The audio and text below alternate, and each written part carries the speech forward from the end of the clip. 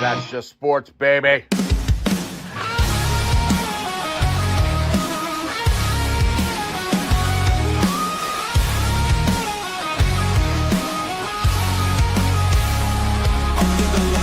Crowd goes wild, strawberry ice bringing fire and style. Reds, Bengals, Bearcats, all in my zone. This is my stage, my mic, my zone. Boom, like a hammer, I'm breaking the game. Strawberry ice, you're gonna know my name. Sports Talk Thunder, hear the podcast roar. Cincy's fine is kicking down the door. Step into the ring where the passion ignites. Talking sports all day and all night. From the field to the court to the roaring stands. Strawberry ice with the world in my hands. Boom, like a hammer, I'm breaking the game. Strawberry ice, you're gonna know my name. Sports Talk Thunder, hear the podcast roar. Cincy's fine is kicking down the door.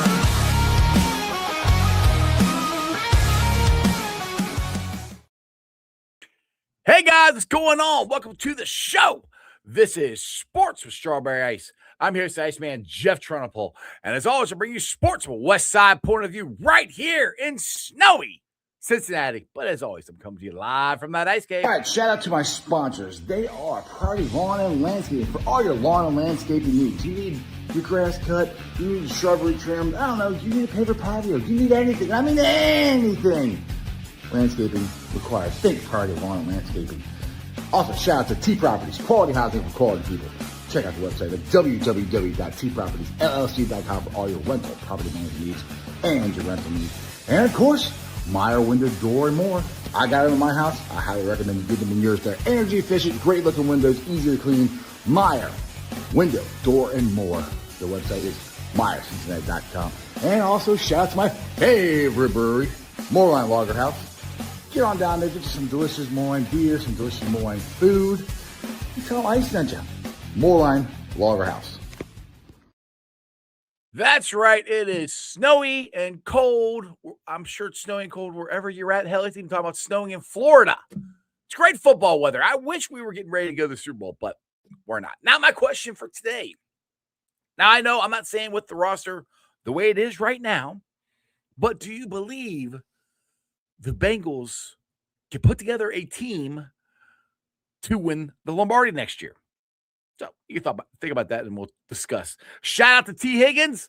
Finally, T has made his first Pro Bowl selection. And this is the first time the Bengals have had two wide receivers since Chad Johnson and TJ Hushman's to make the Pro Bowl. So that is awesome. Signed Dalton Reiser.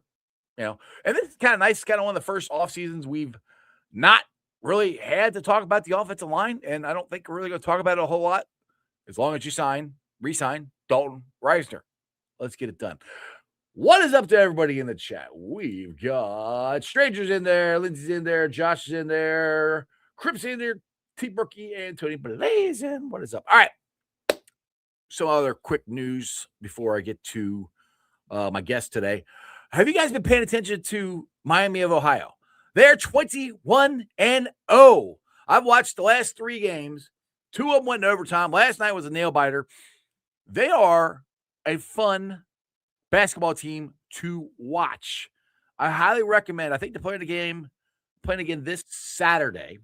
And then I know the Bearcats are playing tonight against Baylor. And I would really love to sit there and say, yes, I think the Bearcats got a chance to win, but I get to the point, I don't know about you guys, I'm more apathetic about the Bearcats. And to hear this news that I got confirmed yesterday from Jesse James, who's an NFL agent and stuff, I've had him on the show a couple times, that the Bearcats actually had Cignetti in for interviews and it came down basically between him and Satterfield, and they went with Satterfield instead of Sig, and Sig won a national championship in 2 years at Indiana. Now, I don't want to sit there and say, well, Indiana put a whole bunch of money into the NIL, which they put money into it, but not any more than Cincinnati has done. Now, I think they got more money because they won a national championship and they're getting all their big boosters. But before that, the roster is about the same as Cincinnati. What could have been? Anyway, let's get to my first guest of the evening before we get to the man who brings the fire. And he hasn't been on the show in a long time. But let's get to, he's from Utah. He's a snowboarder. He has elite hair, but he keeps covering his hair up every time he comes on my show. I don't know why, but he is the one and only Dustin Croft. What's up, Dustin? What's up? Always the great introductions. And I didn't know that about Cincinnati, man. Do you just like kind of want to run in traffic now or what? Oh, dude, I kind of heard a rumor about that, but then Jesse James confirmed it to me yesterday on the phone. I'm like, oh, my God, I want to fire Cunningham. He's the athletic director at Cincinnati. I want to fire him. Anyway, Let's get to the man who brings the fire. He's got receipts. He's loud. He's obnoxious. He's not me. He's him, Zim Who Dey. What's up, Zim? Nothing, man. I'm doing all right, man. Loud and obnoxious. That's me. Yeah, and we're kind of one of the same, you know. That's like a compliment, but not. You know what I mean? Yeah, like I'm like, should I be happy about this? But it's all from love, Zim. It's all from love, brother. Either way, I'll tell you, I actually have something to do. I've been snowed in all week, so this is giving me some life. You were talking Bearcats. You know, before I was a Bengals fan, I was a Bearcats fan. I did not know that. Big Bearcat. I'm still a big Bearcats fan, and they're pissing me off, to be honest. Man, look, so I live in D.C., so I treat the Bearcats like I do the Wizards. It's like I still go to games. I still watch them. You're not going to get that enthusiasm that you're looking for me. I don't even talk about them because I'm just out of it.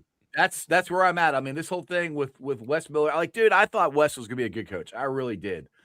The man can recruit. He can recruit his ass off, but he cannot coach.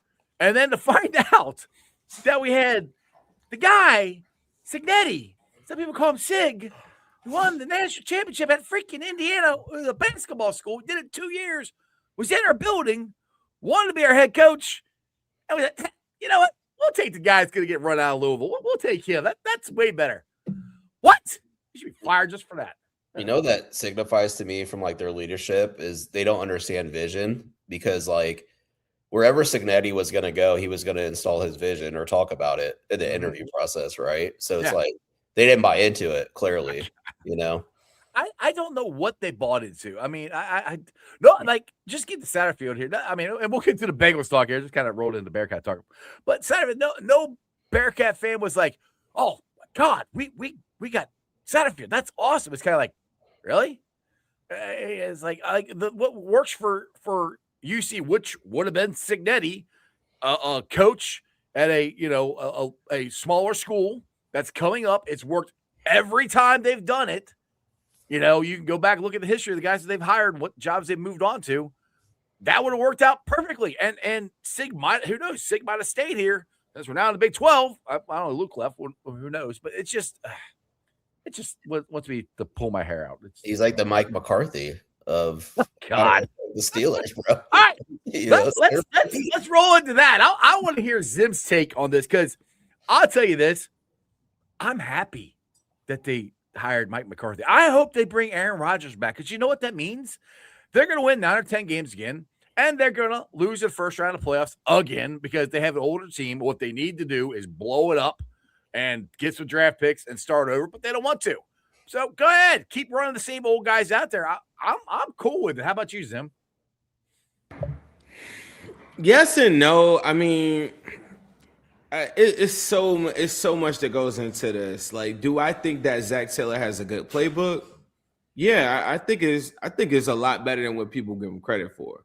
But do I think that young men are coming in there into a locker room and listening to Zach Taylor and wanting to run through a brick wall for him? I don't.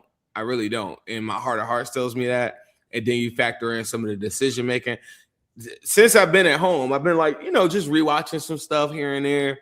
And there's so many mistakes that we just forget about. Like, I was watching that Patriots and Bengals game. Mm-hmm. Like, him not going for it on 4th and 1 was insane when you go watch. Like, literally, the Bears almost put themselves out of the playoffs by going for it on every 4th down. Right. But the inconsistencies, like sometimes you get that crazy Zach that might go for it on fourth, and then when the numbers are in his favor, he doesn't. I just think that ultimately, in my heart of hearts, I think in the back of my mind, I think like it's gonna catch up with you.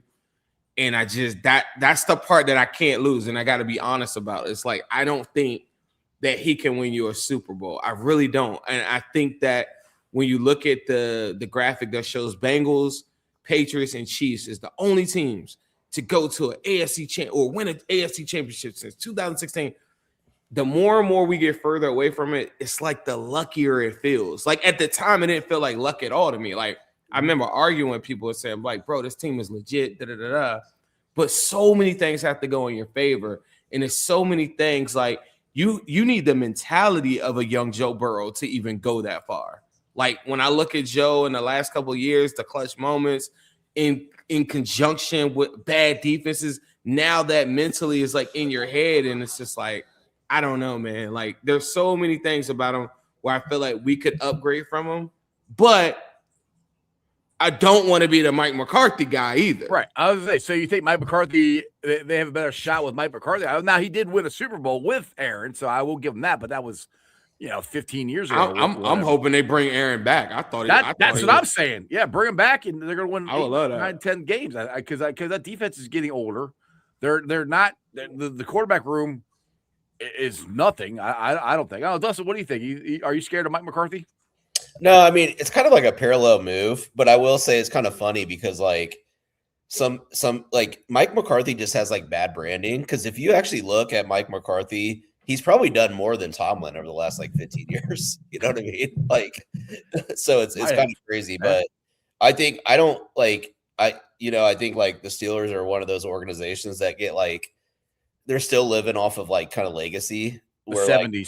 Like, yeah. Like their owners like are not anything like if you talk to Steelers fans, like they're not stoked on the hire. Like none of the fans are inspired by that. And like for them, I think their kind of like ownership is almost like okay with like, okay, 9 or 10 wins, you can guarantee that. Because like the smart thing for the Steelers to do, I know this is not a Steelers podcast, is they got to rip out so much. Their defense is old. TJ Watt's got like what 2 sacks? Yeah. And like his contract's gonna age like spoiled milk. You know what I mean? Like it's just not good. Trey Henderson should go. It's already. Yeah. Mm-hmm. Trey Henderson should go beat his ass because like he's like messing it up for him now. But Dustin, don't you think that's kind of funny? I just want to interject and say, don't you feel like tell me, am I wrong on this? And me and you talk on Twitter a lot about kind of topics like this. Yeah. Don't you think it's a little crazy that Bengals fans are always trying to prove that we're not cheap, right?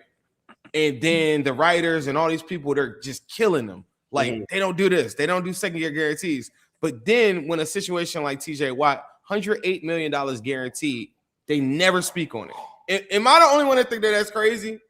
Yeah, it's absolutely crazy. There's like echoes. There was no like criticism. I think like his injury probably covered up for it a lot, but nobody's like talking about like his stats. Like if you look at the end of last year down the stretch, like he didn't really do much. In the playoffs, he hasn't done much. Like his playoff record's like whatever. I know he's a defensive end, they haven't won a playoff. I don't think he's ever won a playoff game. Yeah, exactly. So it's like we're like, what is the Bengals, bro? Like the Bengals are cool, dude. Look like I live out in Salt Lake City, Utah. Listen, I'm from Ohio, live out in Salt Lake. I lived in the Bay Area. There are Bengals fans, like, dude, if we played a game in Mexico City, if we weren't playing the Raiders, I'm telling you, dude, it would be all Bengals fans. Like the NFL should be leaning in. They should be prompting up Burrow. They should be prompting up T. Higgins. They should be prompting up Jamar Chase because kids love it. The Mexicans love it. Like we got international fans. Like the NFL is dumb by like always just like having these writers attack us. I really don't get it at all. Like, the NFL, they treat us like a circus or something like that. Remember last year when the schedule came out? We were always on the road going to all these other towns selling it. How many years in a row have we gone to Baltimore on a primetime Thursday night? But did y'all see the schedule where we're the road team in all those primetime games, right? Mm-hmm. And then what happens is all my friends that are Commanders fans, all my friends that are Chargers fans, they're all texting me like and be like, yeah, wait till we beat, and they brag about it, and I'm like, something doesn't add up. It's like nobody really values us, right? But then the fans of these teams, they circle us. Mm-hmm. Like, I don't care what they tell you on Twitter or on social media, they circle the Bengals. They use us as a barometer in a lot of facets. Even if we win the game, I get 100 people that message me and say, Jamar Chase only had 60 yards. like that happens to me every week. And y'all know how my account is. Like, it's just a boiling pot for all of these idiots that just don't like the Bengals, right? That's why I text you now. I don't DM you anymore. So yeah, like if you jump in it, then you kind of but I always thought that's fascinating. The NFL markets quarterbacks, wide receivers. The Bengals have quarterback and wide receivers. And then everybody photoshops those guys on our team, and then they talk about us like we're dogs. Even our own fan base, I'm like, bro, y'all don't realize that everybody wants T. Higgins, Jamar Chase, and Joe Burrow on their team currently right now. Everybody like does. Right now. Mm-hmm. There's 20-something teams that will switch with us right now. I promise you. Absolutely. As bad as it seems that the Bengals are, that's why I never really crash out all the way. Mm-hmm. I don't think people are listening to other teams like the Giants, the Jets, the Command. All these teams would switch with the Bengals as bad as the Bengals have been. And when you look at the Bengals, I put out this stat the other day. Since 2021, who do you think has more wins in the regular season, the Bengals or the Rams? Well, since you're saying, I'll say the Bengals.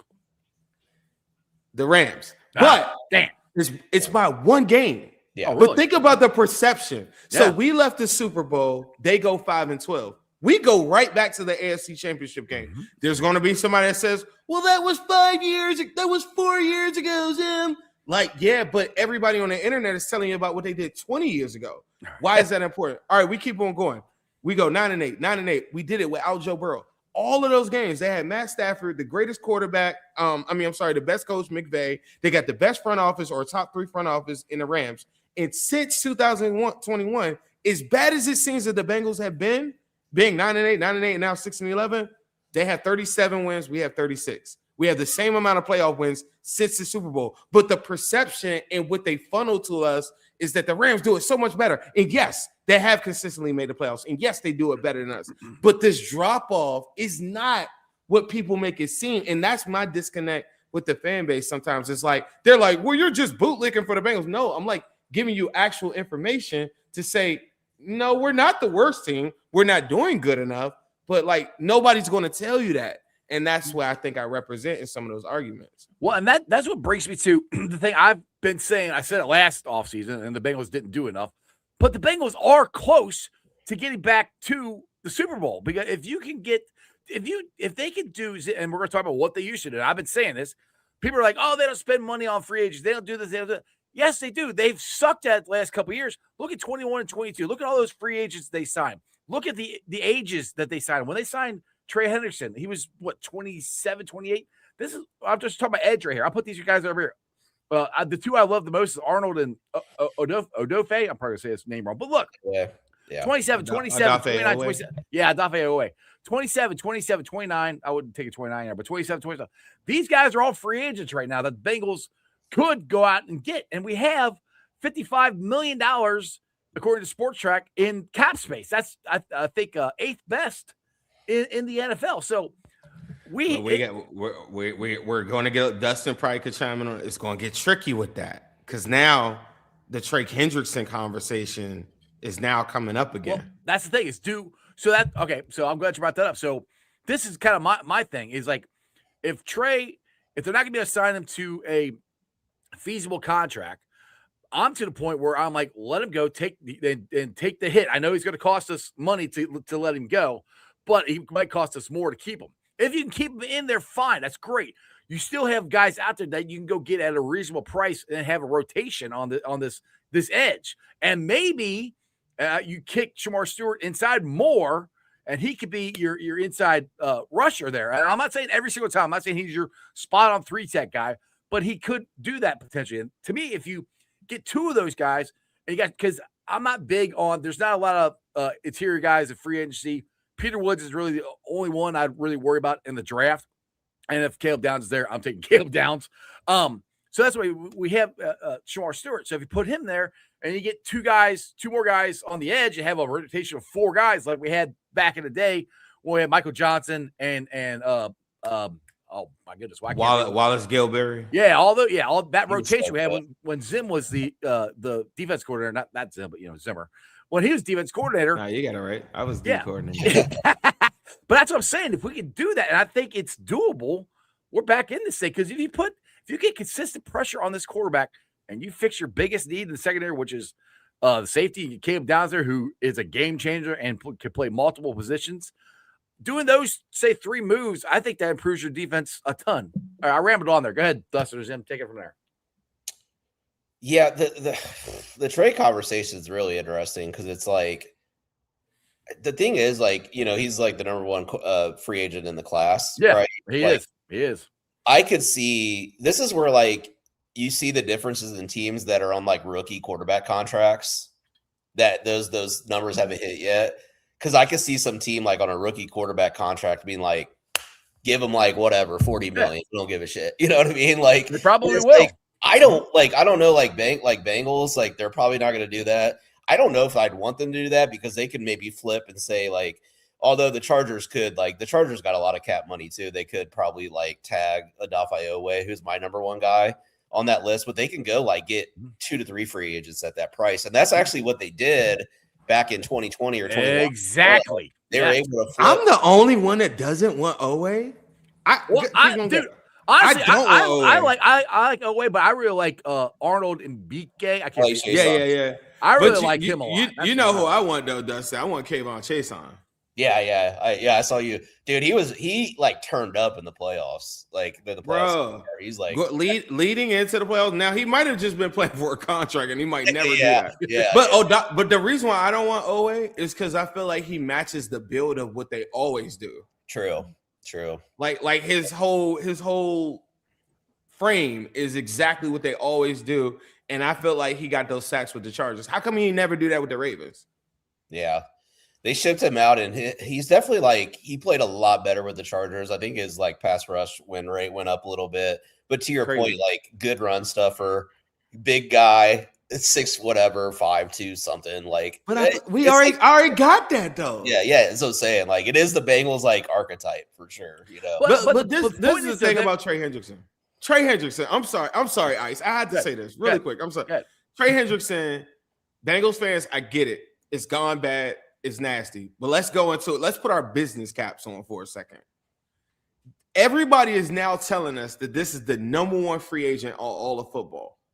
I'm not allowed, not number 1 edge, number 1 free agent in all of football. I'm not letting them walk. I'm not. Now, what if you can't add anything else though? That's my fear because there's so much stuff to add. I don't care if it's I wouldn't tell the enemies this. I wouldn't care if it was a 5th round pick. I want ability to ship him off where I want him to go, and I want to get something for him right now. I don't want to bank on 2027 getting a compensatory pick because if we're active in free agency like we're supposed to be, the contributions of those free agents might wipe away a compensatory pick. So you might not get nothing for them because that's how the compensatory scale is made based off the free agents and the ones that you lost. So there's a chance you might not get nothing, and so that's why I'm like, I'm going to take advantage of it. Like Dustin just said, I bet you there's a bunch of teams that are on a rookie scale. There's a bunch of teams that will pay the money up front, like a team like the Eagles or something, or the Bears, those guys like that, right? That I think the Bears will be an excellent fit. They spent money this last offseason. The guy that they got, I can't even think of his name. He tore his ACL. They paid him $20 million. But they got Caleb Williams on a rookie deal. They got money to blow. I'm telling you, I get it. This is what I would do. I would tag him. The tag would be like $36 million.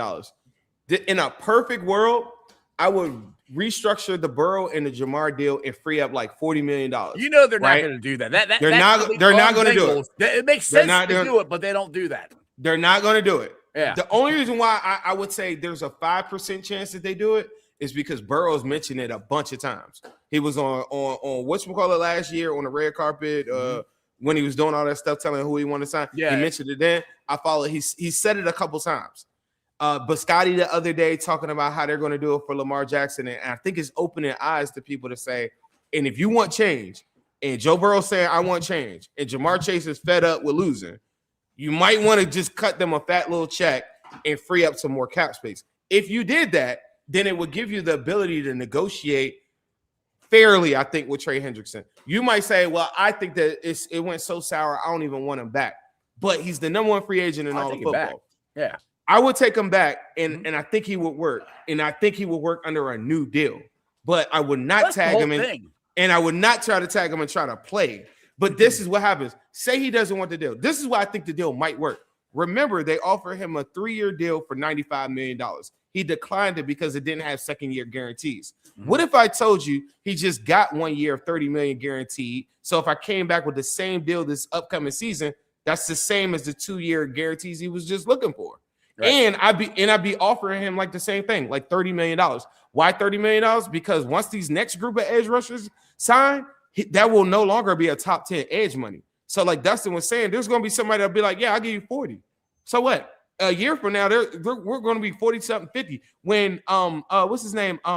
Will Anderson and all them dudes like that side, it's going to be insane. 30 million is going to be nothing at that point. And right now, the Bengals aren't in a position, I think, to pay $36 million with the current cap that they have. But if they could do a deal, it might actually free up some cap space, make both parties happy. But if they said no, I mean, if Trey Hendrickson said, nah, I'm not doing it, I'm taking them and I'm saying, okay, what NFC team do you like?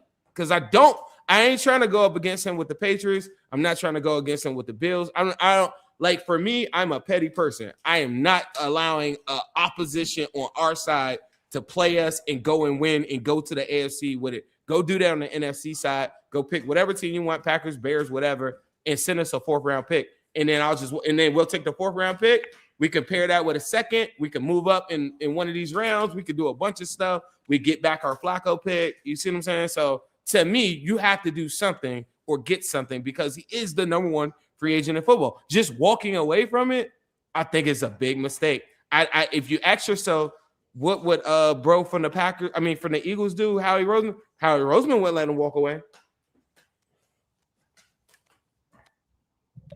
Yeah. I mean, like replacing his talent's like tough. Like any of the free agents too, they're not gonna get like his production. So it's kind of like, and it, like that's the other conversation. Like, what do you do with Osai? We got these other contracts coming up. Chase Brown came online today, was like, yeah, I'd love to stay with the Bengals. So it's like, you know, we've talked about a lot of like outside free agencies, but the Bengals actually have a lot of big decisions on like their own free agents too to make. So it's definitely going to be interesting how they handle the Trey stuff, how they handle Osai, how they handle some of these like early extensions as well. Would you bring back Osai? Oh man, I think there's like an opportunity to upgrade over him, to be honest. His injuries scare me a little bit. Like he's getting like banged up every year. I like the production that he's had like down the stretch in the last 2 seasons, but it hasn't like been as consistent enough. So that's like one of those free agents like at the right price, but I'm also like not trying to overpay for him either to keep him. I don't think David Mulligata does a multi-year deal with us like at all. Anyway, I think he's in a mode of like, you know, whatever. But Kayvon Chason, Odafe Owe, those are 2 guys that I think should be like mentioned. I'm really looking more at like D tackle, I guess. And I know this sounds crazy. I just think from a culture standpoint and standpoint of stopping the run and getting a little bit of pass rush, Calais Campbell still, when you go watch him every week, he's still doing like the bare minimum and plus some. And I just think to be able to be next to TJ Slayton and guys like that, I just think somebody like that's a low risk move, culture, you know, all these different things. I think Calais Campbell is a guy that I would be targeting him. I think my list of targets is probably different than a lot of people because I'm still thinking a couple of people on offense too. Yeah, bro's like Calais Campbell's like popping aspirin and whipping guards, and he's like 40 years old. Like his day is like, you know, like bro, he still is kicking ass. Like he has reps that I see sometimes, and I'll be like, man, I haven't seen a Bengals player have like a rep like that in a long time since DJ Reader, maybe, I guess. But I just think that some of those low risk moves like that, the Trey Hendrickson thing is like really tricky because they just don't have the cap space to do what I'm saying of the tag and trade. Like they just don't have enough. And teams know that the situation is sour. So they're now at the spot where they're losing a little bit of leverage in that regard. And so you got to pull it off before the draft. And so teams know that. And that's why I'm like, yeah, just take a fourth. And just filling in for Ice here while he gets his microphone together. We're just in here just spitballing. Chopping it up. Yeah. Chopping it up, talking ball, Snowden. It's kind of weird because it's like, I can't even remember what the free agency class was like last year. It kind of felt like it was like you had like the higher big contracts, and then it felt like everything was kind of stagnant. I could be wrong about that. I just like kind of wonder this year too, because like you do have, like, what do you have now? Like Burrow on the, like, you know, let's call it like NBA style max contracts. Burrow, Allen, Mahomes, Lamar, like, you know, the big quarterback. I mean, Miami's got to figure out what to do with Tua. So it leaves like a lot of, like it leaves a lot of teams that are like, they're trying to juggle like these like huge quarterback contracts. So, and then you have these like budget teams that actually like, and that's like crazy because it's like the Seahawks have such a great roster that they built through drafting and stuff like that. But they also got like Sam Darnold on like a discount kind of too. So it's like, they could even go into this next offseason because they have so much flexibility. Yeah. Like, and they could still add free agents. It's kind of crazy how like these quarterback contracts, like you need them because that's like what the market is. You need the quarterback, but it also like, it does kind of hamper you in like free agency. Like you can't go like sign like a Max Crosby necessarily because it's just like you can't necessarily, well, you can, but you can't really necessarily like have like 4 players eating up that much space, or you're like constantly nailing it in the draft and just like replacing other players and just filling in gaps. You know what I mean? So I don't know. It's going to be an interesting free agency like class this year too, because it's like a lot of the guys are a little bit older too. You know what I mean? Like, I don't know. So it's interesting. There's a lot of guys that I thought like you were just talking about, like with these contracts. Yeah, the big dogs, right? Can I say the Seahawks while we're just bringing them out? I just looked at their record like for the last 10 years. Seahawks got to be the most underrated team in all of football. All of football. All like their consistency, their worst year was like 7-10. Like and that was like a couple years ago, like 2021. Every other year 10 wins or more. Every year. But they don't get talked about like how I think the 49ers and Bills and stuff like that. Seahawks have been very, very consistent, like when it comes to that. But you know, when we signed Joe Burrow, that's what all the opposition said. It's like you guys aren't going to be able to sign any. But I was thinking in my mind, well, I'm gonna win a Super Bowl for one, and then 2, I got guys that are under 30, like Trey Hendrickson, T. Higgins, Jamar Chase is the core of the team. So all teams have 4 big contracts. Like some teams, like the Ravens, like theirs is Roquan, Marlon Humphrey. And like a guy or 2, you know, and Lamar or something like that. So like, hey guys, it's so many different ways to do it. Yep, we're back. We've just been talking ball, trying to hold it down for you. I don't know what the hell happened. All my mics went out on my computer, so I had to join on my phone. So you gotta restart all that stuff, man. Yeah, but I'll tell you, your phone is crispy though. It is clear though. Kenny Satterfield heard you and went and sniped your watch. He heard you talking mad crazy on him, and he was like, "Yeah, I'm going to take out his podcast today." Satterfield's like, "Yeah, talk shit about me, Yeah, I'll show you. Right. So what were we even talking about here? You guys, free agency, signing guys. How do you maneuver around this? Like you kind of talked about it before. Like, hey, look, the Bengals aren't going to do the restructure. Any logical front office will look at the Jamar Chase and the Joe Burrow contract and say there's no risk. So there's no reason to withhold cap on those contracts. You would give them a big old signing bonus, alleviate that cap space, and give them more guarantees, pull that money, and then free up $40 more million of cap just off those 2 guys. That would make the most sense. You can have $90 million in cap and go crazy. The other part of me does say, and this is what Dustin was just talking about, it's kind of a weak free agency class. There are a lot of guys that I want, but the guys that I want are cheap. Like, I ain't talking about the top of the things. Like somebody put in the chat, Milton Williams. Remember the year before then, it was Christian Wilkins. But it's always like one or two of those big guys that I'm not looking for those guys. So that's what the conversation was about. Wilkins still out there. Like, take his freaky ass and put him in our locker room. I'll kiss him on the Hey, I'll take his freaky ass in our locker room, bro. Yeah.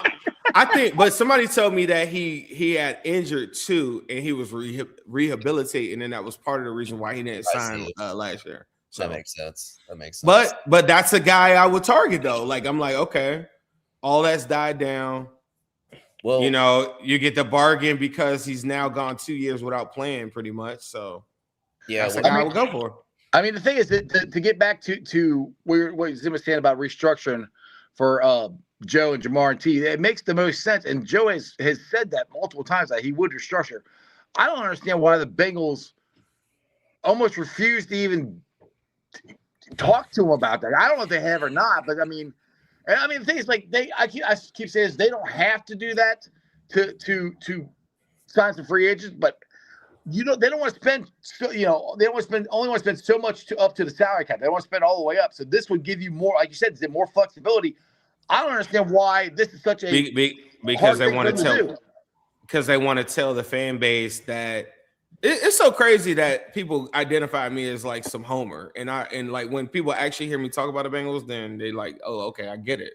But yeah, no, what they're trying to do is sell the fan base on we do spend to the cap. You don't because you're at the highest. Like last year, the T. Higgins contract last year, they restructured it where it cost them more money on the cap. They could have restructured better than last year. They waited so long. They did all these things that were stupid, and they do that purposely in my mind because it does in the world of if anybody just subscribe to this, fans do not care about this. From a business standpoint, there is a thing called cap health, and Bengals do have the number one cap health in football. And the reason how they have the number one cap health is because they're the third lowest dead money in the entire NFL, where teams like the Browns are the absolute highest, where they're going to be paying a bunch of people that aren't even on the roster. They also have a bunch of contracts where they have outs on all of them. Remember, the Bengals next to the Packers give out the lowest guarantees in the National Football League. So they have all these different outs that they can get out of all these contracts. So in the spirit of cap health and paying people that are actively on your roster, the Bengals are the best at it. From a fan perspective, nobody gives a shit about that. You're like, well, we just want the best players and da-da-da-da. And so that's where the conversation where the restructures and stuff, they want to be able to sell to the fan base. When Duke Tobin speaks to us at Mock Turtle Soup, he wants to be able to say, we are at the highest in cap spending, but they're not in the highest in cash spent. So cash spent, they were 20th like a year or something ago or whatever. All these other teams are spending more cash up front. And the argument is people will be like, they don't have it. And everybody gets the same $350 million or $400 million that they're about to get when they cut the money for the TV deals. The Bengals 100% have the money to be able to do it. But the way that they're operating their contracts and treating it that way is very archaic because it's not alleviating cap space to better the roster. And they're just sitting on these 2 last years of a team on paper that you could just look at and say, that's not a Super Bowl contender roster. You're just thinking Joe Burrow, Jamar Chase, and Trey Hendrickson are just going to carry because it's not a Super Bowl roster. There's no Pro Bowlers on that roster. That goes to what I keep arguing with you about is you need talent. And I'll put this Battle Ohio put it up here. It says the Bengals can win in 2026 if they just have a good defensive coach. If not Jim Schwartz, how about Matt Patricia? Well, all right. So this is the thing I always argue with I'll just say with the defense here. You got to have talent. Like you can have the greatest coach and you don't have talent, you're not going to win. So that goes to what you're just saying. If you don't have a Super Bowl caliber roster, which I think they do on offense, they don't on defense. And that's where I keep going. You can have the greatest coach ever, but you got to have talent, right? I mean, am I crazy in that? The craziest thing about the offensive part too is this. Even though I do think that it's a Super Bowl caliber offense or whatever, and I think defense goes hand in hand with that. If the defense was better, the offense probably performed better. But keep in mind, the Bengals were still 8th EPA per play in the National Football League, which isn't the top 5, top 3, or anything. When I was talking about free agents, one of my number one free agents that I think that they should pick up is Algier, the running back from the Falcons. And people will be like, you want to still get offense? That's what Super Bowl contending teams do, is that if Chase Brown was to get nicked up or something like that, you're not really missing a beat. Algier doesn't fumble. He's a guy that made 800K. He's a very short runner, and we need a tough runner in short yardage situations. So now you're multiple at all these different spots. That's another thing is I never settle for like what we have. Banking on Eric All coming back as a tight end like that can line up in line. That is not what a Super Bowl team does. And I know that we're all focusing on defense, but I'm telling you, if one or two things, we just went through a whole season. Our offensive line never got hurt. You know how rare that is? Yeah, that's crazy. Right. That's super rare. And So to think that you don't need to do something on offense too is another thing that I think is all part of the. You can't possibly be thinking you're going to win a Super Bowl if you don't have contingencies. The reason why Sheldon Rankins didn't work is because they didn't have contingencies next to him. So when all those guys got banged up at the beginning of the season, he was standing there, sitting there thinking like, bro, I'm about to play nose. Like, I didn't sign up for that. Right.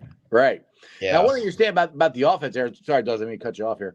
I'll let you talk in a minute. Two things that I think I'm with you on the running back. I do believe that, and then I would like slot, and then I do think tight end is one. And this is going to be a long shot, but Kyle Pitts would be awesome. I think in this offense if they added him.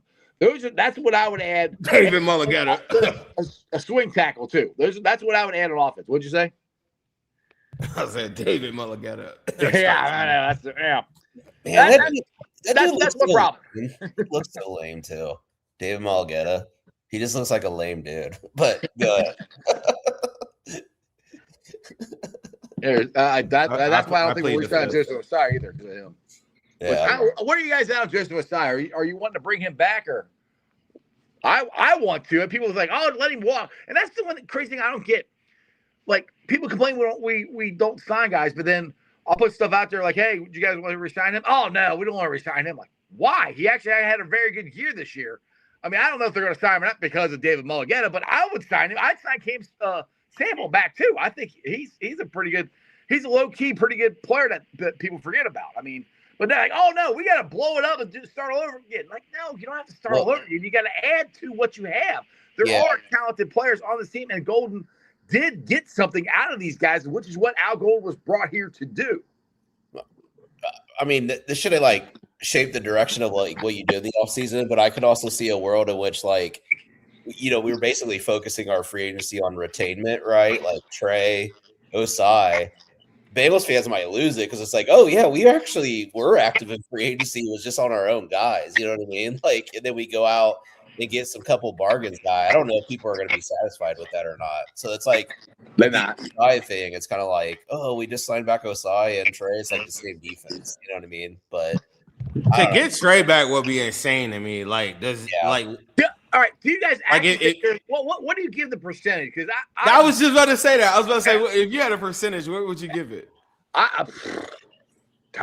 Less than 50%, I think, because I think he wants out of here.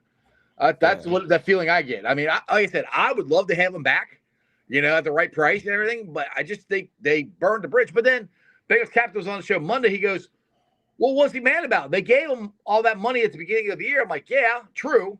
But they didn't give him what he actually wanted, was the guy and what he felt like he deserved.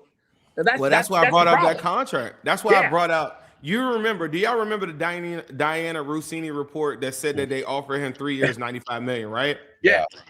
In the thing that's the next sentence, because I reposted it the other day. The next sentence said he didn't. I'm paraphrasing, but he didn't like the fact that he didn't have second year guarantees. Right.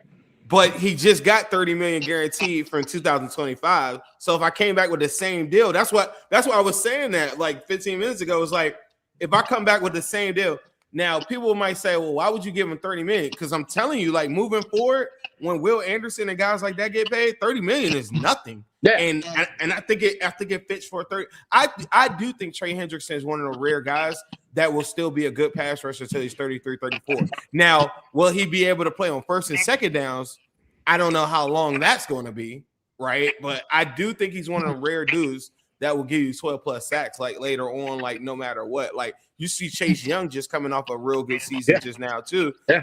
If Chase Young could do it, I just feel like Trey Hendrickson is still one of those guys. He's a lot like Dwight Freeney to me. Like Von Miller was like that as well too. It's like It's just these guys. Doomerville was like that too, a little bit too. But like a lot of these guys, they're good rushers for a long time, bro. I would put the percentage of us getting Trey Henderson back at like 9%. I really feel like it's soured really bad. Like, I think it has too. And the funny thing, every time somebody brings up Chase Young, I always remember getting into arguments with Bengals fans on Twitter and Facebook that they should draft Chase Young instead over of Joe Burrow. I'm like, you're freaking crazy. That was nasty times. That was the great. If I did receipts, which I would never do on Bengals fans, it would be the nastiest thing you would ever see on Twitter. Because I'm gonna tell you, I was on Instagram a lot then. Oh my god! If I posted Joe Burrow, they were like, "Yeah, but what about Chase Young?" I was like, "Are y'all kidding me?" I'm like, "What about him?" I'm like, "The defense wins championships." I was like, "Yeah, but Joe Burrow is one of a kind." Like, you don't get it. I was like, I don't know why I thought this. I didn't think about this before, but I could see like the Saints trying to bring him back too, Trey, because like they're on a rookie contract. Tyler Shook, and he showed some potential. They might be ready to like spend some money, as well, like bring him back home. So I don't know. Yeah, I'm the same as them, like really low percentage that Trey comes back. So I'm like, I think we all are on the same thing. I don't. And I mean, I agree. I don't want to tag him. I agree with Zim. If we could tag him, and you, like you said, you can control where he goes, so he doesn't turn around and go to Baltimore like some people are putting them in a Baltimore Ravens uniform. Which would see why I want to tag and trade him like that, like not happening. I never not on my watch. That until you said it. I'm like, yes, tag him, trade him. They're writing articles on it right now.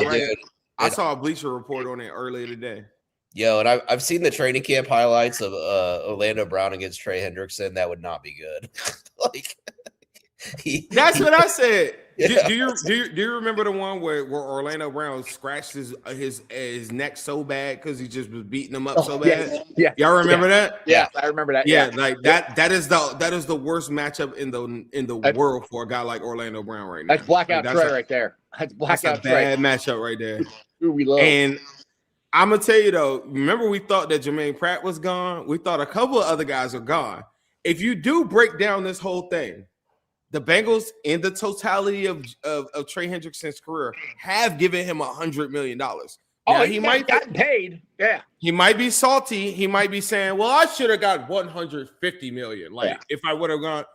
I don't know. I'm not one of those guys who are gonna be like, "Just take the money." $150 million, $100 million is a big deal. Yeah, but I don't know how angry I could be at $100 million. I'm just saying. I mean, and then I didn't even play. I didn't even play. Right. That's the thing and that's where a lot of Bengals fans are salty now. Is they're like, "Oh, we gave him all this money, and he got the Bengals." Like, I don't really think, Trey got hurt on purpose. I don't think Trey played. I think if he had a contract, he would have played on it more. I do think that. But I don't think he got. But can I tell you the equivalent? If you're watching this show right now, the equivalent of there's somebody that's watching this right now. I feel like a pastor talking to a congregation. There's somebody watching this right now that talks about how stupid the Bengals front office are. They're idiots. They don't do anything right, and they're so dumb. If you're that same person, and then you're also saying, F Trey, let him walk. That's not a business mentality, and that's where I'm coming from. It's like whether I get Trey or not, that I'm not the one thing I do know is that when I get a stock, he's at a mid tier kind of right now because of the injury and his age. But ESPN has now told me I got the number one guy. I'm not going to let my emotions outweigh anything else. I need to get value for this guy. Or if he's so damn good, he need to come on back to the Bengals. And that's the way that a smart front office will operate. If you're emotional and saying, "Well, I don't like how you handled that season," that's not good GM work. Well, one thing you can say, I don't think the Bengals do any decisions on emotion. They are emotionless, I think, as far as contract negotiations and stuff goes. So, but yeah, that's the thing. I don't know if you guys got to talk about this while my mic wasn't working, but I do want to get your opinions on the draft, on number 10. And I've said on here, I like Caleb Downs. Baines would be nice, but I don't think he's going to be there. I really do think, in my heart of hearts, I think it's going to be between Caleb Downs and Peter Woods. That's just how it feels because safeties just don't go that high in the draft. Ed Reed was drafted 22nd overall, and he's a Hall of Fame safety. So there's people keep saying, oh, Caleb Downs ain't going to be there at 10. There's a very good chance Caleb Downs will be there at 10. There's a very good chance Peter Woods will be there at 10. If it's one of those two, I'm taking Caleb Downs just because of the gaping hole we need fixed the safety. But that doesn't fix our interior as much. But I've also said you might be able to kick Shamar Stewart in there more often. What's your guys' thoughts at 10 and Caleb Downs, Peter Woods, whatever you got? Go ahead, Dustin. I'm taking Malachi Lemon. Oh, there you go. I'm scoring 60 points a game. Okay, we're going to be entertaining. Defense is scoring anyways. Did you guys watch these games this weekend? Oh, my God. Defense. Yeah, screw the defense. It's a arena football running over here, dog. Can we all agree we would have killed the Patriots? Oh, yes. Yes. Well, yes. Like, I think we would murder the Patriots. Dude, the quarterback play in this playoff has been horrible. Horrible. Yeah. Josh Allen missed. Everybody keeps talking about the interception. Josh Allen missed Knox wide open 2 plays, I think, before that, or the drive before. I can't remember. Missed him wide open. Joe Burrow nails that, and the game's over. He missed him. You know what's been really bad in the playoffs, too? What? I think the coaching's been horrible. I do too. Awful. You know who was worse than all of them? Ben Johnson. Yeah. Do you remember that? You know the game where Caleb threw on 4th down, and they were down, whatever. Y'all remember how many times he went for it on 4th down? Yeah. And all the plays that he was calling that was stupid before then? I thought he was awful in that game, and he just won. Dude, you know how Bengals fans be losing their ever-loving mind if Zach did that? Bro, he went for it on 4th down on his 30 in a tight game, and he did it 4 times. And the only reason why they came back in the game is because they were down 16 or so with 4 or 5 minutes left. And Caleb Williams just throws that crazy throw. And then they figure out a way to get back. When we played the Patriots, y'all know that we should have beat. Y'all remember the Joe Flacco pick 6? We handled the Patriots. I was at the game. We handled the Patriots, though. The Patriots, with no Joe Burrow. That game was 26-20. Mm-hmm. Yeah. I was at the game. I remember. Well, let's talk about the Broncos going forward on 4th and whatever it was, 4th and 4, I think, in the first half. If they kick that field goal, the game's tied up. I'm like, why? No. If they kick the field goal, they're up 10-0. Well, I mean, if the score would have kept going the way it was, it would have been tied up. What I meant. Yeah, they would have been up. I mean, why are you going for it on 4th and whatever when you have a backup quarterback who is making his first start? 2 years? Take the points. Just some of the stuff that's happened this weekend. I'm like, the quarterback play, the coaches. I'm like, I can just hear Bengals Twitter just blowing up. Oh my God! I'm so glad. I think that we have a duty, and everybody has a duty. The one thing I challenge all Bengals fans, because this is the number one thing that pisses me off, is when people only talk about our shortcomings and they never really evaluate and look and compare to anybody else. That is the number one thing that makes me. So, even in the comment section, I just saw somebody say the Bengals are the worst. They're the Bungles. They're the worst. They're terrible. In the last 25 years of football, the Bengals aren't even top 15 in terms of losses. No, we made the playoffs a lot. And I posted that one day, and somebody was like, you think that makes you better because you didn't? I'm like, it doesn't make me the worst. I didn't lose all those games like all those other teams. So it's this perception. That's why I was talking about the Seahawks though. Because I was looking at them, I was like, damn, they really have been cooking. Y'all go look at the Seahawks. Oh, yeah. They gotta be the most underrated team in all of football. It's not even close. Their front four is ridiculous. But you asked me about the draft. The only reason why I'm gonna tell you why Caleb Downs is gonna be there. Caleb Downs is gonna be there. Kyle Hamilton was drafted at 14. I'm gonna tell you another reason why. Because most people that I've been talking to, I talked to one of my plugs at the Senior Bowl, talked to a lot of the guys. A lot of people that are involved in football don't think that Dylan Thyman from Oregon and Emmanuel McNeil from Toledo are that much different than Caleb Downs, whether you got him or not. And so I think a lot of people are going to be surprised. That's not to say that I would love Caleb Downs at 10, but I think the NFL is going to say, if I didn't get Caleb Downs, there's 2-3 other safeties that I like a lot. Yeah. And I think that's what pushes Caleb Downs. And then Woods, Daniel Jeremiah wrote this down too, and he ain't the only one. Character concerns. So if Peter Woods is on the board and the Bengals don't pick him, I think a lot of people are going to be pissed. But I don't think he would get past number 14 with Baltimore because they need a Matabuke replacement. Right. But I really think most of the mocks from people that are involved with the NFL are saying 20s for Woods now. Like all the mocks. Go look at like Daniel Jeremiah. Go look at NFL. They're all saying 20. Well, I think I like Peter Woods. Yeah, a lot of the mocks I've seen got Caleb Downs going to us. A lot of them. So yeah, yeah. There's a trade back scenario too that I'd be interested in. I would love a trade back. Yeah, like Caleb Banks, like dude, like his size and explosiveness, like that's a guy that's like kind of being overlooked. I mean, I know some people are like, oh, that's like another like Shamar Stewart kind of pick, maybe, but like I don't know, man. I kind of like him. I like his upside a lot. So people are telling me I want Peter Woods. Some people are telling me, Peter Woods is too much of a project. We don't need that. I'm like, I don't know. They're comparing him to Shamar Stewart. I don't even think it's a project. It's just the position and the impact. It's such a hard position to transition from college to the pros. Yeah. To be able to, as a young man, 21, 22 years old, come in and bull rush a 30-year-old veteran guy. Why like you put Shamar Stewart there. You use his athleticism, but you got to think those big boys in the middle. Half the time you're getting double teamed, and like a center is getting help, and everybody's like getting help, and then when you're attacking the A and the B, like depending on the scheme, like guys are going to chip in. It's just very tough, and I don't think people realize. Remember a year ago, Johnny Newton was a can't miss. Right. Yeah.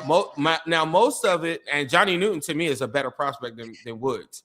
But Johnny Newton is a guy that's been injured a bunch of times, didn't really make that big of an impact in a lot of his games. Now, at the end of the season, he then came on strong, but that's a guy in a position that takes years a lot of times to see the results. And I think because we're such in a small window, this Joe Burrow before Jamar Chase is just like insanely pissed. I don't think you have time for that. And that's what Caleb Downs and guys like that, because you're like, as soon as you put him out on the field, if he were to miss a tackle, whatever, you know he's flying around and you know you're going to see the impact and you're going to see where your money went like day one. And I think Bailey is who I want. That's who I want, like out of everybody. Yeah. To me, he's like Trey Hendrickson. He's got a nasty spin move already. He's fast as I don't know what. He don't wear no gloves. He don't wear no socks. He running around the corner. He's ready to kill people. Like, bro, he's like Michael Myers. Like, to me, that is who I would take him over Bane. I would take him over. I probably wouldn't take him over Reese, but I would take him over. He's not going to be there. But I do think Downs and Woods will be there. And it's a chance. It's a chance. If the Bengals are looking at like what I'm looking at, a lot of scouts, and people are going to see this, a lot of those safeties are not getting that graded that far away from Caleb Downs. And a lot of people are going to get very surprised to see that he might not go like where they think. But all it takes is one team, like the Giants at 4, to be like, shit, I'll take him. You know what I'm saying? So you never know. Yeah. Exactly. All right. Thanks for the $9 super chat from KP for KC. Bench round 1 after trade down and McNeil and Warren on number 2. McNeil, Warren, number 2. What do you guys think? Yeah, I mean, the Toledo safety stud, you know what I mean? Like he makes plays all over the place. Like it's kind of like, yeah, it's like Toledo. Where are these dudes coming from? Like Quinyon Mitchell came out of Toledo. Like the dog, they're balling up there. So like I'm like to Zim, like the safety position is like one of those where like it's like there's not a lot of safeties that have been drafted high. Like even like, you know, Jamal Adams is like 17 or something like that. Yeah. Like so it's something that like Caleb Downs probably will be there, but like I'm like if David Bailey's there, like that's my guy too, Zim. Like he ain't gonna be there. I know it's like I hope. I would trade up for him. This Trey Hendrickson talk, we could end the Trey Hendrickson. I wouldn't even care about Trey Hendrickson if I had Bailey. Straight up. Right. I'm telling you, day one. I'm telling you, day one, there would be no. We're trying to see what he's going to do at camp. I'm telling you, day one, third down, this dude is coming to get you. Like day one. Zim's like that Toy Story meme where like I don't want to play with you anymore. That's Trey Hendrickson. I do want to play with Trey, but he betrayed me. He betrayed me. Yeah, I gave him 30. I think I gave him $30 million and he didn't show up, bro. Like he betrayed me, bro. Yeah. All right, boys. I'm a big Trey Hendrickson fan too. That's the crazy part. For sure. I gotta try to end this thing because I got my phone plugged in. My phone's dying. My microphone ain't working on the computer. It's a struggle fest here. So do me a favor. I'm telling you, Satterfield, you shouldn't have talked that shit, man. Yeah, no, Satterfield. Satterfield's on your ass. He came and got me here. Zim, You still got a good hour. You got a good hour out of us though. But yeah, my name is Zim. I Zim Who Dey on Twitter. Zim Who Dey on Instagram. ZimWhoDey.com. If you never heard of me, this is your first time ever seeing me. I'm Zim Who Dey. And the Wincinnati Pod. Yeah, Wincinnati Pod. I am classified as an internet bootlicker because I like the Bengals a lot. And I never quit on the Bengals. And they be like, oh my God, you're just on Katie Blackbird's. Like, no, I'm not. They don't like me. Have you got accused of getting on the payroll yet, Zim? Have you got accused of that? All the time for loving my team. Like, bro, listen, bro, if we're on the Bengals fans I know, they don't have Twitter. Bengals fans I know, they don't have any of this stuff. If you're on Twitter or Instagram or anything and you're on there on Bengals discourse, I got news for you. You're a hardcore Bengals fan. Straight up. Because if you're at like the guys that I just run into at games and stuff, like they don't be knowing none of this stuff that y'all talking about. Like they just go to games and drink a beer. If you're on Twitter and you're accusing somebody else of being a hardcore Bengals fan or a homer, you are too. Because it might be 1 million of us, but there's 100 million people that are not on there and not talking Bengals all day. And I don't think people are really calculating that. But okay, I'm a homer, but. Even though I think the Bengals front office sucks and Zach Taylor isn't really that good, I'm still a homer, but whatever. All right, Homer. Thanks for joining again, Zim. I appreciate you, brother. See you, dude. Dustin, plug some shit before I let you go, man. Yeah, not going to be on the show this Friday with Bengals and Brews, but I'm usually on there. I got work stuff. But find me online, Dustin Croft on Twitter. Add me on there. Let's interact, shoot each other some DMs, talk ball, talk whatever. You know, talk weather, talk weather, talk football. Like you got baseball coming up. I'm like, I want the Reds to do some stuff, but like I'm stoked on the season too. So you know. Oh, dude, don't worry. I'm bringing you on for some Reds talk. That's for sure. Hopefully, we'll have some good stuff to talk about. We'll see. Yeah, we'll see. We'll see. All right, brother. I'll see you. Take it easy. Who Dey? But who Dey? All right, guys. Hope you enjoyed that as much as I did. Let me see if I can turn my camera this way. If that's better. There we go. Now I take up the full screen. So as you can see, I'm doing this for my phone and my computer because my microphone stopped working on my computer. I don't know. It's a live show. This stuff happens. I don't know. It's the internet. You just got to roll with the punches sometimes. All right. Shout out to my sponsors. They are Priority Lawn and Landscaping for all your lawn and landscaping needs. You need your grass cut. You need shrubbery trimmed. I don't know. You need a paper patio. You need anything. I mean anything. Landscaping required. Think Priority Lawn and Landscaping. Also, shout out to T Properties, quality housing for quality people. Check out the website at www.tpropertiesllc.com for all your rental property management needs and your rental needs. And of course, Meyer Window, Door, and more. I got it in my house. I highly recommend you get them in yours. They're energy efficient, great looking windows, easy to clean. Meyer Window, Door, and more. The website is MeyerCincinnati.com. And also, shout out to my favorite brewery, Moorline Lager House. Get on down there, get you some delicious Moorline beer, some delicious Moorline food. And tell them I sent you. Moorline Lager House. As always, thanks again for watching. Tomorrow, we will be talking Reds baseball. I got Billy DeVoe from the New Nasty Boys on. Also, Mason from Reds Daily. So we'll be talking some Reds baseball. Go watch the Bearcats. They're starting actually now. Hopefully they're winning. We'll see what happens. But remember one thing. Oh, yeah. Thanks for watching. I've been live streaming on YouTube, Facebook, X, Twitch. You can follow me on all of those, along with Instagram, Threads, and TikTok. Check out my Substack. I've been putting some more articles out there. Appreciate all the follows, likes, and everything like that. But as always, remember one thing and one thing only. That's Who Dey for life. And everybody throw it up. That's just sports, baby. See ya! Another great show. You guys still here? The show's over. You can come back tomorrow. I'm out of here. See ya.